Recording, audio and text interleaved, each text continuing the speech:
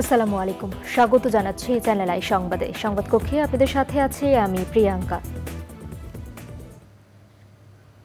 বিস্তারিত সংবাদের শুরুতেই জানিয়ে দিচ্ছি সুপার ফ্রেশ ফর্টিফাইড সয়াবিন তেল সংবাদ শিরোনামগুলো। বঙ্গভবনে অন্তর্বর্তী সরকারের প্রধান উপদেষ্টা ডক্টর মোহাম্মদ ইউনূস ও উপদেষ্টাদের শপথ গ্রহণ, নতুন বাংলাদেশ গড়ার প্রত্যয়। সব অপরাধের বিচার হবে, জাতির উদ্দেশ্যে ভাষণে বললেন ডক্টর মোহাম্মদ ইউনূস। লক্ষ্য পূরণে দেশের সবাইকে সহযোগিতার আহ্বান। এবং প্যারিস অলিম্পিকের স্বর্ণ জয়ের সাফল্যের জন্য যুক্তরাষ্ট্র ও চীনের তুমুল লড়াই, মেয়েদের পোল ভোল্টে প্রথম অলিম্পিক স্বর্ণ জিতল অস্ট্রেলিয়া।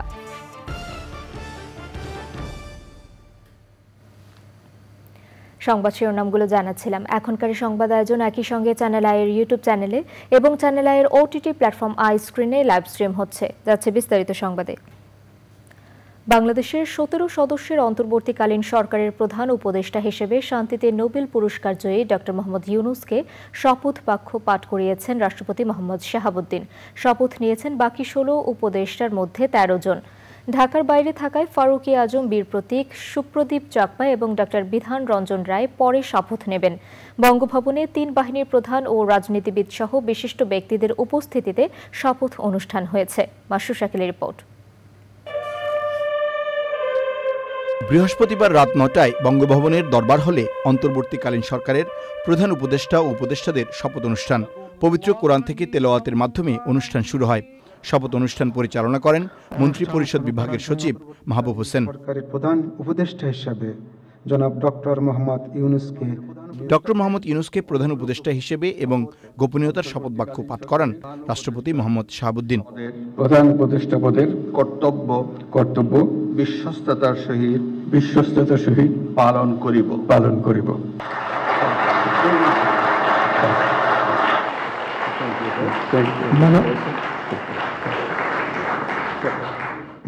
এরপর উপদেষ্টা হিসেবে শপথ নেন বাংলাদেশ ব্যাংকের সাবেক গভর্নর সালেউদ্দিন আহমেদ, ঢাকা বিশ্ববিদ্যালয়ের আইন বিভাগের অধ্যাপক ডক্টর আসিফ নজরুল, মানবাধিকার কর্মী আদিলুর রহমান খান, সাবেক attorney general AF Hasan Arif, সাবেক পররাষ্ট্র সচিব তৌহিদ হোসেন, পরিবেশ অধিকার কর্মী সৈয়দা রিজওয়ানা হাসান, বৈষম্য বিরোধী ছাত্র আন্দোলনের সমন্বয়ক মোহাম্মদ নাহিদ ইসলাম ও আসিফ মাহমুদ সজীব ভূঁইয়া, সাবেক নির্বাচন কমিশনার অবসরপ্রাপ্ত brigadier general doctor M Shakhawat Hossain, উন্নয়ন কর্মী ফরিদা আক্তার, আলেম আফম খালিদ হাসান, গ্রামীণ ব্যাংক পরিচালনা পর্ষদের সদস্য নূরজাহান বেগম, উন্নয়ন কর্মী শারমিন মুর্শিদ। তবে ঢাকার বাইরে থাকায় সুপ্রদীপ চাকমা, ফারুকী আজম এবং ডাক্তার বিধান রঞ্জন রায় পরে শপথ নেবেন। অনুষ্ঠানে 3 বাহিনীর প্রধান, বিএনপি, জাতীয় পার্টি, জামায়াত ইসলামী, হেফাজত ইসলাম এবং নাগরিক ঐক্যের প্রতিনিধি সহ রাজনীতিবিদ ও শ্রেণী পেশার মানুষ ছিলেন। Masrur Shakil, channel I, Dhaka. অন্তর্বর্তী সরকারের প্রধান উপদেষ্টা ডক্টর মোহাম্মদ ইউনূস জাতির উদ্দেশ্যে ভাষণে বলেছেন, প্রতিটি প্রতিষ্ঠান ও তার সদস্যরা নিজ নিজ কর্তব্য পালন করার মাধ্যমে দ্বিতীয় স্বাধীনতাকে উপভোগ করবেন। তার আশা, অরাজকতার বিষ বাষ্প এখন যেই ছড়াবে, বিজয়ী ছাত্র জনতা সহ সব মুক্ত মানুষ আর আইনশৃঙ্খলা রক্ষাকারী বাহিনীর পূর্ণ শক্তি তাকে ব্যর্থ করে দেবে।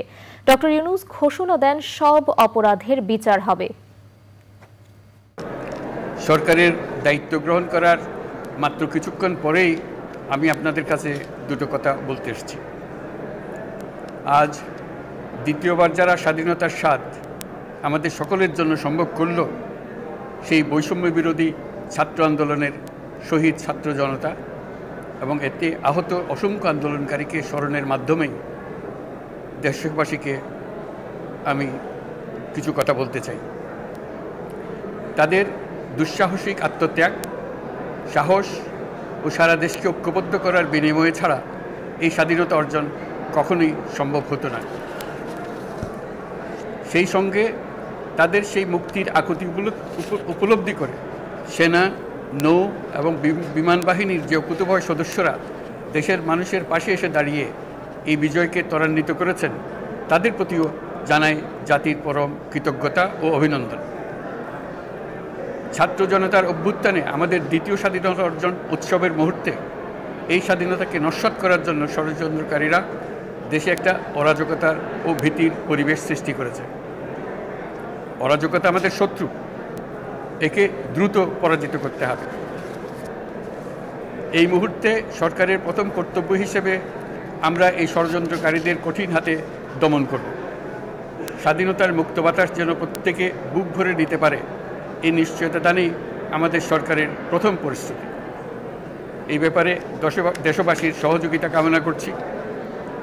দ্বিতীয় স্বাধীনতার এই মিলন মেলা থেকে বাদ যাবে না যারা আমাদের শান্তি শৃঙ্খলা রক্ষাকারী প্রতিষ্ঠানগুলো, নৌ সেনা, বিমান বাহিনী, বর্ডার গার্ড, পুলিশ, আনসার, গ্রাম প্রতিরক্ষা, কোস্টগার্ড, কেউ বাদ যাবে না। অন্য সবার মতো তাদের প্রত্যেক সদস্য আজ উপরওয়ালার আইন বহির্ভূত জবরদস্তিমূলক হুকুম থেকে মুক্ত। কারো জন্য এটা বিন্দুমাত্র ব্যাহত হলে আমাদের আজকের উৎসব ম্লান হয়ে যাবে। প্রচণ্ড নিষ্ঠুর পতিত স্বৈরাচারী সরকার এসব প্রতিষ্ঠানকে দিয়ে ক্ষমতা কুক্ষিগত করে রেখেছিল। আমরা তার এই প্রচেষ্টা ব্যর্থ করে প্রতিষ্ঠানগুলোর হারানো গৌরব ফিরিয়ে আনব। এই ঘৃণ্য চেষ্টায় ব্যবহৃত হয়ে যারা অপরাধ সংগঠিত করেছে তাদেরকে আইনানুগ বিচারের মাধ্যমে শীঘ্রই উপযুক্ত শাস্তি দেওয়া হবে। একই কথা দেশের সকল মন্ত্রণালয়, সংস্থা, শিক্ষা প্রতিষ্ঠান, নানা কর্মক্ষেত্রের জন্য প্রযোজ্য। সর্বত্র অপরাধীর বিচার হবে। আজ প্রত্যেকটি প্রতিষ্ঠান ও তার সদস্যরা নিজ নিজ কর্তব্য পালন করার মাধ্যমে দ্বিতীয় স্বাধীনতাকে উপভোগ করবেন, দেশকে গৌরবের শীর্ষে নিয়ে যাবেন এবং দেশবাসীকে এবং জগৎবাসীকে উপভোগ করার সুযোগ করে দেবেন। আমি জাতির পক্ষ থেকে প্রত্যেকে নির্ভয়ে আনন্দ চিত্তে নিজ নিজ কর্মস্থলে নিজ নিজ সামর্থ্য নিয়ে এগিয়ে আসতে অনুরোধ করছি। দেশের সকল মানুষকে আজ স্বাধীন, নির্ভয়, নিরুদ্বেগ থাকার জন্য নিশ্চয়তা দেওয়ার জন্য আমাদের ছাত্র শহীদরা প্রাণ দিয়েছেন। এই অভ্যুত্থানের মাধ্যমে সৃষ্ট সরকার দেশের প্রত্যেকের সরকার। এখানে থাকবে সকলের আকাঙ্ক্ষা পূরণের অধিকার। অরাজকতার বিষ বাষ্প এখন যেই ছড়াবে, বিজয়ী ছাত্র জনতা সহ মুক্ত মানুষের আইন শৃঙ্খলা বাহিনীর পূর্ণ শক্তি তাকে ব্যর্থ করে দেবে। নিষ্ঠুর স্বৈরাচারী সরকার দূর হয়ে গেছে। কাল সূর্য উদয়ের সঙ্গে সঙ্গে গণতন্ত্রের, সুবিচারের, মানবাধিকারের, নির্ভয়ে মত প্রকাশের পূর্ণ স্বাধীনতার জন্য সকলের স্বাচ্ছন্দ্যে জীবন ধারণের সুযোগ প্রদানের সচেষ্ট সরকারের ঘনিষ্ঠ সান্নিধ্য ও সহমর্মী পরশ দলমত নির্বিশেষে সবাই উপভোগ করবে। এটাই আমাদের লক্ষ্য। আমাদেরকে এই লক্ষ্য পূরণে সাহায্য করুন। সারা বিশ্ব আজ অবাক হয়ে বলছে, সাবাস বাংলাদেশ, সাবাস বাংলাদেশের ছাত্র জনতা। আমরা এই অর্জনটাকে আর অনেক দূর নিয়ে যেতে চাই। আমাদের ছাত্র জনতার জন্য কিছুই অসম্ভব নয়। আমাদের তরুণরা অসম্ভবকে সম্ভব করতে পারে, তারা সেজন্য প্রতিজ্ঞাবদ্ধ। যদি আমরা ঐক্যবদ্ধ থাকি, ধ্বংসাত্মক কর্মকাণ্ড থেকে দূরে থাকি, সবার জন্য মুক্ত পরিবেশ সৃষ্টি করতে পারি, আমাদের বিজয় অবশ্যই হবে। মহান আল্লাহ আমাদের সহায় হবে। এছাড়াও শপথ নিয়ে অন্তর্বর্তীকালীন সরকারের উপদেষ্টারা বলেছেন, ছাত্র জনতা যে প্রত্যাশা নিয়ে তাদের দায়িত্ব দিয়েছে তাকে অগ্রাধিকার দিয়ে তারা কাজ করবেন। আইন শৃঙ্খলা ব্যবস্থাকে ফিরিয়ে আনা বড় চ্যালেঞ্জ বলে মনে করেন তারা। আর সামগ্রিক কাজের ক্ষেত্রে সময় নিয়ে সুন্দর বাংলাদেশ গড়তে চান দায়িত্বপ্রাপ্তরা। নীলাদ্রি শেখরের রিপোর্ট। ভিন্ন এক প্রেক্ষাপটের মধ্যে দিয়ে দেশের সংকটময় সময়ে শপথ নিয়েছে নোবেল বিজয়ী অর্থনীতিবিদ ডক্টর মোহাম্মদ ইউনূসের নেতৃত্বাধীন অন্তর্বর্তীকালীন সরকার। রাষ্ট্রপতি মোহাম্মদ শাহাবুদ্দিন প্রথমে ডক্টর মোহাম্মদ ইউনূস এবং পরে তার উপদেষ্টা মণ্ডলীকে শপথ বাক্য পাঠ করান।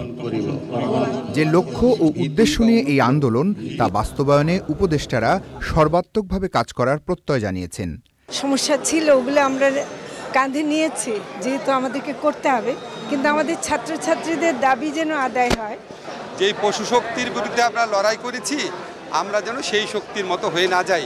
আমি একটা সুযোগ পেয়েছি একটু বড় দায়িত্বের জায়গা থেকে এটাকে দেখার, আমার সেই কাজটা ততখানি আরও বড় হয়ে গেল। যেই বাংলাদেশে জবাবদিহিতা থাকবে, সুশাসন থাকবে, ন্যায় বিচার থাকবে, মানবাধিকার থাকবে। আইন শৃঙ্খলা পরিস্থিতিকে সর্বোচ্চ গুরুত্ব দিয়ে আগামীতে কাজের নতুন রূপরেখা নিয়ে এগিয়ে যাওয়ার প্রত্যাশা তাদের। আমরা এই দায়িত্ব নেওয়াটা হচ্ছে রক্তের উপরে দাঁড়িয়ে দায়িত্বটাকে পালন করা। এটা জাস্টিস এনশিওর করাটা দরকার। যারা পারপিট্রেটার্স তাদের আইনের সামনে আনা দরকার। আমরা আমাদের যোগ্যতা প্রমাণ করতে পারবো এবং প্রমাণ করতে পারবো যে শুধু পুরনো দিয়ে নয়, নতুনরাও দেশের হাল ধরতে পারে এবং সুন্দর একটি বাংলাদেশ উপহার দিতে যথাযথ ব্যবস্থা নিতে পারে এবং দ্রুত সময়ের মধ্যে আইন শৃঙ্খলার পরিবেশ ফিরিয়ে আনা, মানুষের জীবনের নিরাপত্তা, মানুষকে নিশ্চয়তা দেওয়াটাই এই সরকারের প্রধান কাজ হবে। নতুন দায়িত্বপ্রাপ্ত সরকারের উপদেষ্টারা মনে করেন জনগণের চাওয়াকে সর্বোচ্চ গুরুত্ব দিয়ে তারা কাজ করে যাবেন। ছাত্র গণ অভ্যুত্থানের মধ্যে দিয়ে দায়িত্ব নেয় সরকারের কাছে জনগণের প্রত্যাশা অনেক বেশি, তাই সে প্রত্যাশা পূরণে তারা সর্বাত্মকভাবে চেষ্টা চালিয়ে যাবেন, এমনটাই মনে করছেন দায়িত্ব নেয়া উপদেষ্টারা। Niladri Shekhar, channel I, Bangabhaban, Dhaka. বর্তমানে দেশে যে বিশৃঙ্খল পরিস্থিতি চলছে সেখান থেকে শৃঙ্খলা ফেরানোই হবে অন্তর্বর্তীকালীন সরকারের প্রধান চ্যালেঞ্জ। একই সঙ্গে মানুষের মধ্যে স্বস্তি ফেরানোর পাশাপাশি আইনশৃঙ্খলা বাহিনীকে তাদের কাজে ফিরিয়ে আনতে বড় ভূমিকা রাখতে হবে বর্তমান সরকারকে। সাদি মাহমুদের রিপোর্ট। নোবেলজয়ী অর্থনীতিবিদ ডক্টর মোহাম্মদ ইউনূস অন্তর্বর্তীকালীন সরকারের প্রধান উপদেষ্টা। শপথের আগ থেকেই বঙ্গভবনের বাইরে উৎসুক জনতা। ছাত্র জনতার অভ্যুত্থানের মুখে আওয়ামী লীগ সরকারের পতন হলেও অন্তর্বর্তী সরকারের জন্য সামনের দিনগুলো সহজ হবে না বলে মনে করা হচ্ছে। আমরা চাই স্বাভাবিক সরকার আসবে, স্বাভাবিক সরকার যাবে। কেউ যদি তার মেয়াদের বাইরে জোর করে থাকতে চায়, এটা জনগণ জব এবার যেভাবে দিচ্ছে এবার আগাম তাই দেবে। যারা এখন ইন্টারিম গভর্নমেন্ট আছে তারা ইন্টারিম দাবি ধরবে, ইন্টারিম মধ্যবর্তী, তারা সিঁড়িটা তৈরি করবেন যাতে পরবর্তী ধাপে আমরা ওই গণতান্ত্রিক ব্যবস্থাটা নির্বাচনের মাধ্যমে প্রতিষ্ঠা করতে পারি। তার মানে বেসটা তারা করবেন।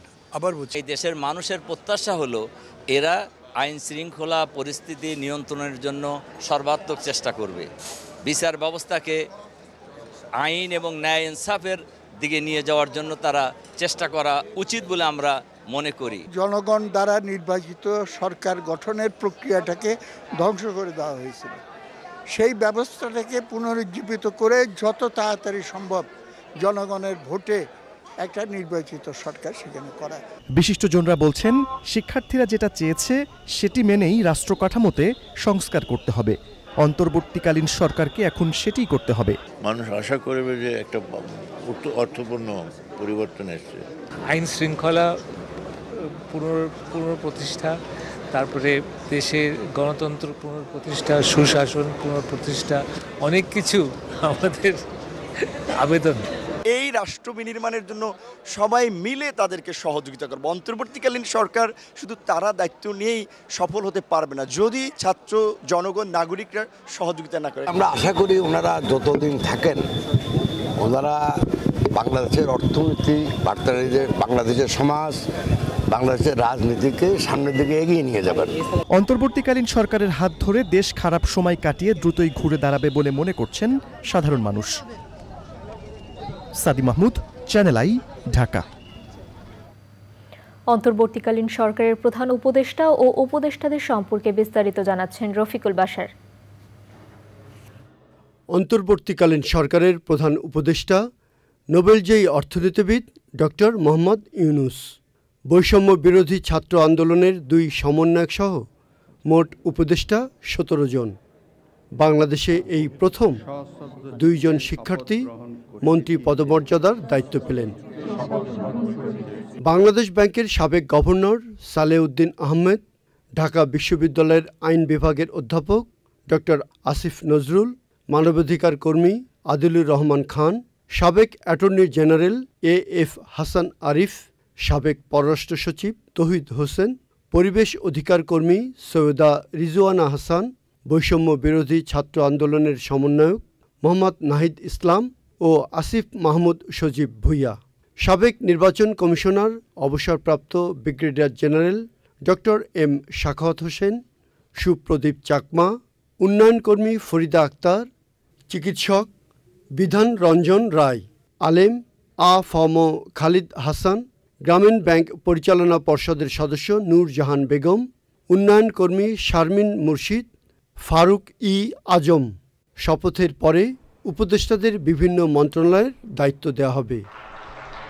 Rafiqul Bashar, channel I, Dhaka.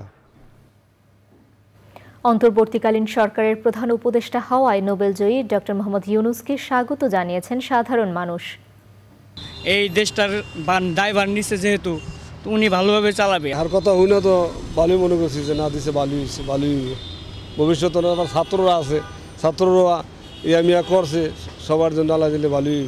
আগে অনেকে কিছু আছে যেরকম আপনারা ন্যায্য বিচারটা পাইতো না, এখন এটা পাওক, এটা ফলপ্রসূ হোক, এটা আমি চাই। আমাদের প্রত্যাশা ওনাদের কাছে, দেশবাসীর যে আকাঙ্ক্ষা আমরা আশা করি যে উনি সঠিকভাবে পূরণ করতে পারবে। বাংলাদেশের অন্তর্বর্তী সরকারের প্রধান হিসেবে ডক্টর মোহাম্মদ ইউনূসকে অভিবাদন জানিয়েছে যুক্তরাষ্ট্র, ইউরোপীয় ইউনিয়ন এবং ভারতের প্রধানমন্ত্রী নরেন্দ্র মোদি। গণতন্ত্রকে এগিয়ে নিতে একসঙ্গে কাজ করার বিষয়ে আশা প্রকাশ করেছে ওয়াশিংটন। যুক্তরাষ্ট্রের পররাষ্ট্র দপ্তরের মুখপাত্র ম্যাথু মিলার বলেন, সাম্প্রতিক সহিংসতা বন্ধে ডক্টর ইউনূসের আহ্বানকে আমরা স্বাগত জানাচ্ছি। আমরা অন্তর্বর্তীকালীন সরকারের সঙ্গে কাজ করতে প্রস্তুত রয়েছে। অন্তর্বর্তীকালীন সরকারকে স্বাগত জানিয়ে ইউরোপীয় ইউনিয়নের পররাষ্ট্র নীতি বিষয়ক প্রধান জোসেফ বোরেল বলেছেন, ইইউ বাংলাদেশের নতুন প্রশাসনের সঙ্গে কাজ করতে আগ্রহী। এক টুইট বার্তায় ভারতের প্রধানমন্ত্রী নরেন্দ্র মোদি ডক্টর মোহাম্মদ ইউনূসকে তার নতুন দায়িত্বের জন্য শুভকামনা জানান। তিনি আশা প্রকাশ করেন, বাংলাদেশের পরিস্থিতি দ্রুত স্বাভাবিক হবে এবং হিন্দু সহ সংখ্যালঘু সম্প্রদায়ের নিরাপত্তা নিশ্চিত করা হবে। এবারে প্যারিস অলিম্পিকের খবর।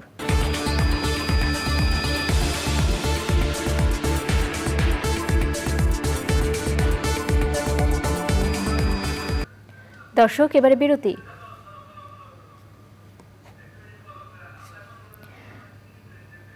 দর্শক, আমরা এখন সরাসরি চলে যাচ্ছি স্মৃতিসৌধে, জাতীয় স্মৃতিসৌধে সরাসরি সেখানে যাচ্ছি। দর্শক,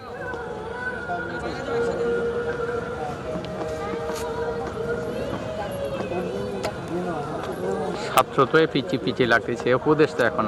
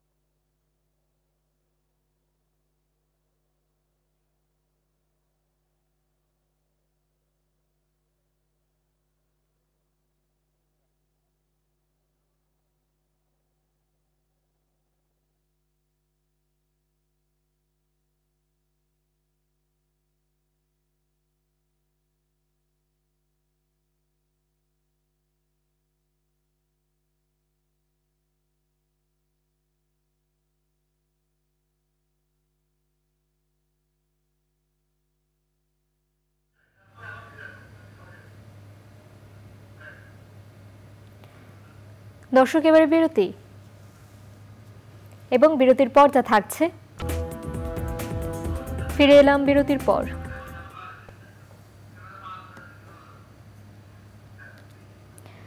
এবারে নিটোল টাটা কৃষি সংবাদ।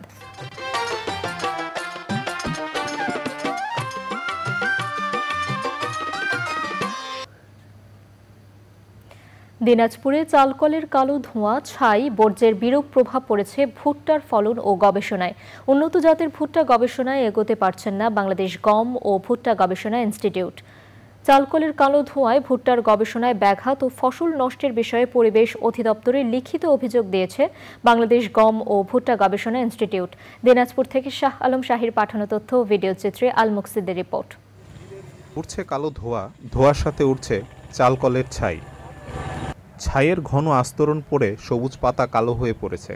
পরাগরেণুর স্থায়িত্ব ও প্রজনন ক্ষমতা কমার পাশাপাশি মাটি থেকে গাছের খাদ্য গ্রহণ ও স্বাভাবিক বৃদ্ধির প্রক্রিয়া ব্যাহত হচ্ছে। বাংলাদেশ গম ও ভুট্টা গবেষণা ইনস্টিটিউট গবেষণা কার্যক্রম ব্যাহত হওয়ার পাশাপাশি কৃষকের মাঠেও একই প্রভাব পড়েছে। এতে উৎপাদনে ব্যাঘাত ঘটেছে। ভুট্টা ক্ষেতের পর্যাপ্ত পরিমাণ ক্ষতি হচ্ছে। মোচার উপর ছাই পড়ে মোচাটার কি বাজে অবস্থা হয়েছে, ফসলের অনেক ক্ষতি হচ্ছে। গবেষণা প্রতিবন্ধকতা সৃষ্টি ও ফসল নষ্টের বিষয়ে অভিযোগ করেও কোনো প্রতিকার পাচ্ছে না বলে জানিয়েছে বাংলাদেশ গম ও ভুট্টা গবেষণা ইনস্টিটিউট। এই যে মিলের এই যে ছাই যেটা আছে, এই ছাইয়ের কারণে আমাদের এই ডিজিজ স্কোরিং যখন করে, অ্যাকচুয়ালি ছায়ের কিছু কিছু ডিজিজ আছে যেটার সিমটমগুলি মরা ছায়ের মতো লাগে। তো এইগুলি হয়তো কনফিউজ করে ফেলে যে অ্যাকচুয়ালি আমাদের প্যাথোলজিস্টরা ব্রিডার যখন কাজ করে। চালকল মালিকরা অভিযোগ অস্বীকার করে বলছেন নীতিমালা মেনে কলকারখানা নির্মাণ করেছেন তারা। দেশে যেমন শিল্পায়নেরও প্রয়োজন আছে, দেশে আবাসযোগ্য ভূমির প্রয়োজন আছে, বসত বাড়ির প্রয়োজন আছে, বিশ্ববিদ্যালয় গবেষণা কেন্দ্র সেগুলোরও প্রয়োজন আছে। নির্দিষ্ট স্থানে নির্দিষ্ট জিনিস থাকবে এবং অনুমোদন কর্তৃপক্ষ সেই মাস্টার প্ল্যানকে ফলো করবে। দিনাজপুর পরিবেশ অধিদপ্তর বলেছে বিষয়টি খতিয়ে দেখে আইন অনুযায়ী ব্যবস্থা নেওয়া হবে। শুরুতেই রাইস মিলটা আমাদের উল্টা পাশে অবস্থিত, অপোজিট পাশে, তাদের আমরা নোটিশ দিয়েছি। নোটিশের পরিপ্রেক্ষিতে রাইস মিল মালিক উনি ইতিমধ্যেই একটা শক্তিশালী সাইক্লোন সিস্টেম যেটা খুব ইফেক্টিভ এরকম স্থাপন করেছেন। আমরা দেখে এসেছি এই সাইক্লোন সবসময় চালু থাকলে ওনাদের এই ছাইটা আর উড়বে না আশা করি। সঠিক ব্যবস্থাপনার মাধ্যমে পরিবেশ রক্ষার আহ্বান সংশ্লিষ্টদের। তা না হলে দিনাজপুরের ফসল উৎপাদনে বড় ধরনের ব্যাঘাত ঘটার আশঙ্কা তাদের। আল মুকসিদ, চ্যানেল আই। এবারে প্রকৃতি সংবাদ।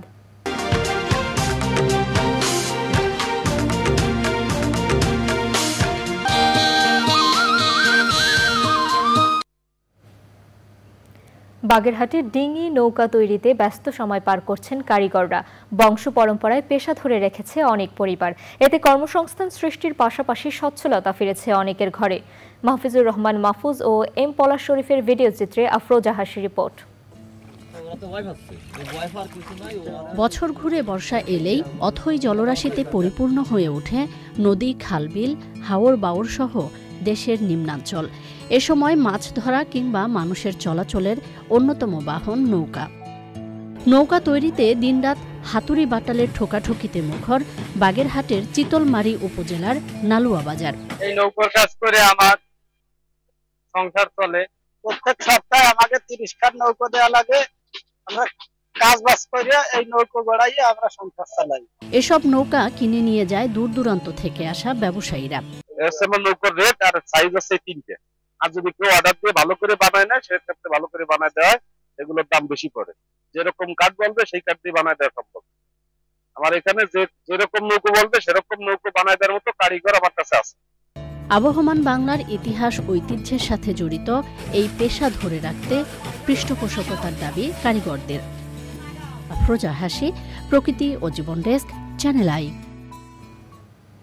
এবারে খেলার খবর।